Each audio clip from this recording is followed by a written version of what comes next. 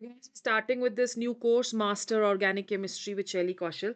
और इस पे हम लोग बेसिक से लेके एडवांस तक जाएंगे। आज का जो हमारा टॉपिक है that is just the introduction, that how the organic compounds they came into existence. So, you know what organic chemistry is. Whenever we are talking of organic chemistry जो है that is the study of organic compounds. ठीक है? So, जब हम लोग बोलते हैं कि ऑर्गेनिक केमिस्ट्री क्या है, organic chemistry is the study of organic compounds. बहुत ही इंटरेस्टिंग सी इसकी हिस्ट्री है कि किस तरह से ये स्टार्ट हुआ। I am taking this as the first lecture today, so you should know that how organic chemistry came into existence. ठीक है? So organic compounds basically they are compounds of carbon. Compounds of carbon मतलब कि जो carbon है that is one of the most important and a must constituent of all organic compounds, and the other one that is hydrogen. So the organic compounds, they consist of DNAs, which is a giant helical structure जिसमें सारा genetic information है. Organic compounds are composed of, or they contain proteins, right, which are going to catalyze all the reactions of our body, and they also constitute the essential compounds of our blood, muscle, and skin. Now, together with oxygen from air we breathe and carbon compounds, they furnish all the energy that sustains life. ठीक है? अब एक theory origin of life on earth की start हुई थी कि जब early history अगर हम लोग देखें तो there was only one organic compound which was identified and that was methane. ये जो सिंपल ऑर्गेनिक कंपाउंड है, this is assume to have been constituent of earth's atmosphere. अब ये together with carbon dioxide, water, ammonia and hydrogen. ठीक है? सो अर्थ का जो पूरा का पूरा एटमॉस्फेयर है, इनिशियली ये बोला गया कि उसमें मीथेन है, कार्बन डाइऑक्साइड है, वाटर है, अमोनिया है और हाइड्रोजन है। तो काफी सारे एक्सपेरिमेंट्स ने शो किया कि जब इलेक्ट्रिक डिस्चार्ज, सो जितना भी ये जैसे लाइटनिंग हो गई, तो इलेक्ट्रिक डिस्चार्ज जो है, when that reacted with all these compounds, ये सिंपल कंपाउंड्स जो थे, they were fragmented into highly reactive pieces.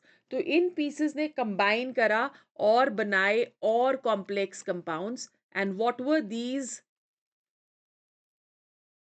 complex compounds? These compounds were known as amino acids,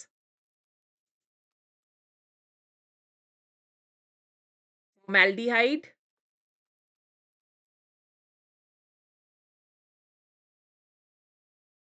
hydrogen cyanide, purines,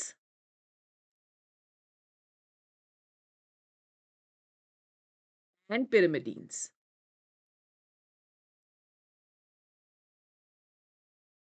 So these were the complex compounds which were formed.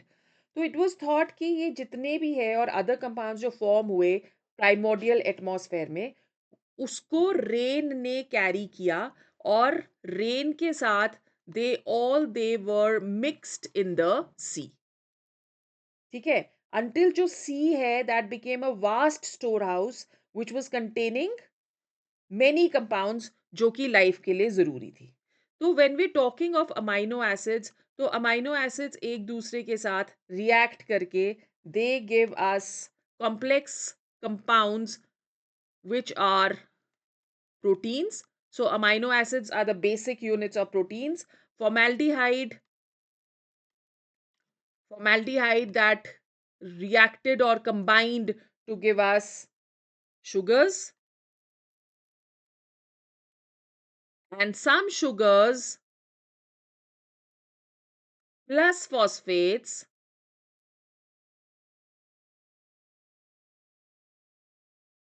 they may have reacted with purines and pyrimidines,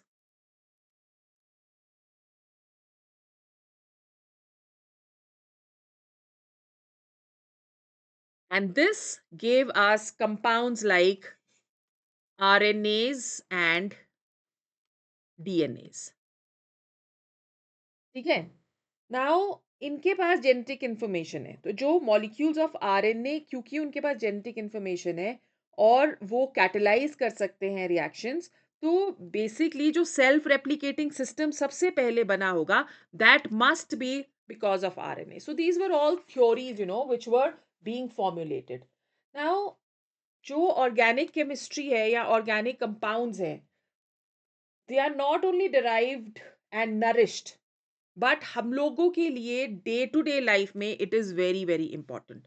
so totally अगर हम लोग chemistry देखें, तो chemistry में mostly organic compounds are present. Medicine में present है, bio में present है, फूड साइंस में प्रेजेंट है, एग्रीकल्चर में प्रेजेंट है, देन एनवायरमेंटल साइंस में प्रेजेंट है. ठीक है? बायोकेमिस्ट्री, मॉलिक्यूलर बायोलॉजी में भी प्रेजेंट है, टॉक्सिकोलॉजी में भी प्रेजेंट है, chemical engineering, material science, nano science, chemical physics.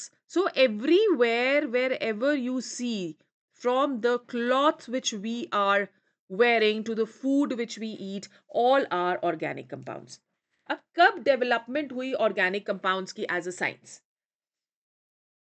सो ह्यूमंस ने ऑर्गेनिक कंपाउंड्स को यूज किया फॉर थाउजेंड्स ऑफ इयर्स. ठीक है? उनका जो first deliberate experience with organic reactions था, that is from the discovery of fire.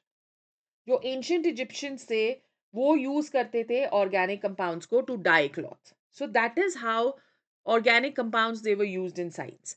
और जो first theory for organic compounds that was given, that is vitalism. मतलब कि जो ऑर्गेनिक कंपाउंड्स हैं, वो वाले कंपाउंड्स हैं, पहले ऐसे बोला जाता था कि जो सिर्फ और सिर्फ लिविंग थिंग्स के अंदर बनते हैं. ठीक है? तो उसके लिए एक वाइटलिज्म या वाइटल फोर्स की जरूरत होती है. So organic compounds को define करते हैं as compounds that could be obtained from living organisms. और inorganic compounds were those that came from non-living sources. So along with this distinction, vitalism जो है वो grow होने लग गया. तो इस idea के according, there is a force between the molecules which is the vital force. Okay. तो जो ये वाइटल फोर्स था, ये नेसेसरी था for the synthesis of an organic compound. Right? तो सबसे पहले, if you remember, Wohler was the scientist जिन्होंने क्या किया? यूरिया को सिंथेसाइज किया. So NH4 positive, NCO negative, ammonium cyanate को हीट किया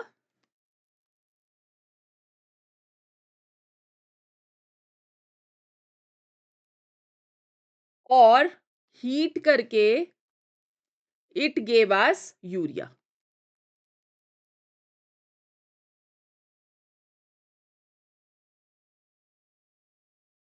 okay.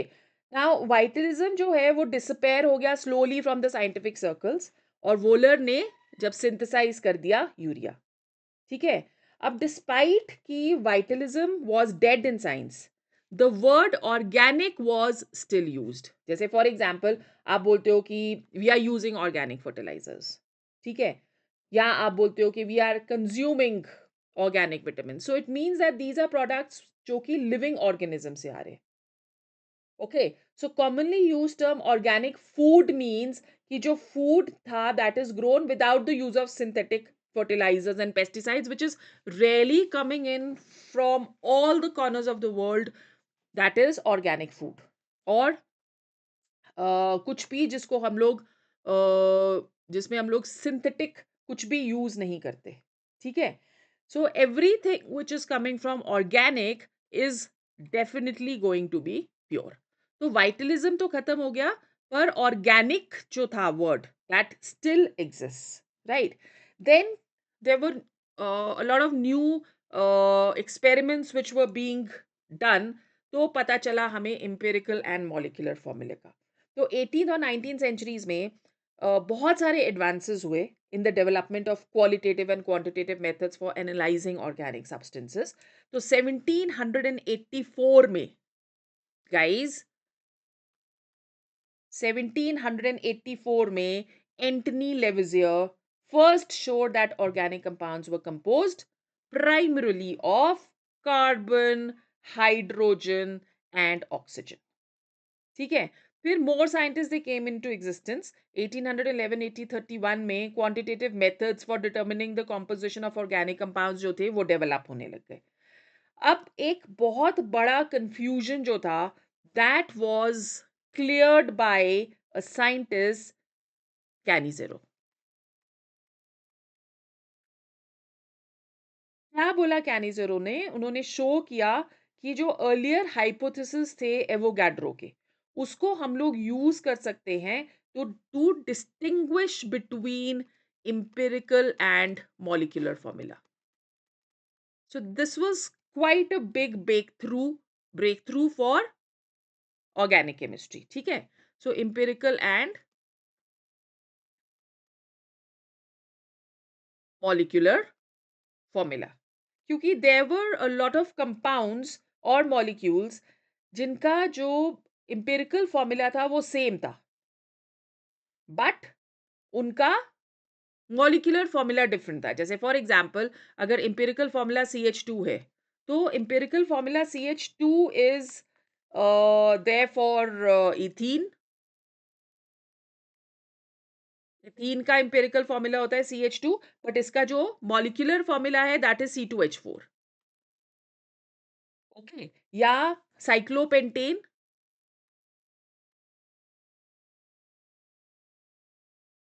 having the molecular formula of C5H10, but empirical formula still is CH2. Okay. Or benzene, sorry, cyclohexane, not cyclo this thing. Cyclohexane also has the same formula, same empirical formula, but its molecular formula is C6H12. So this gave us quite a distinction between the different organic compounds जो कि पहले लगते थे कि एक ही है. So today I've just taken a little introduction of organic compounds. We are going to start with the structural theory of organic chemistry in our next topic, and I will also give you a slight idea of isomers, tetrahedral shapes of methane. So that is going to be our next lecture. So just stay focused and stay tuned till that.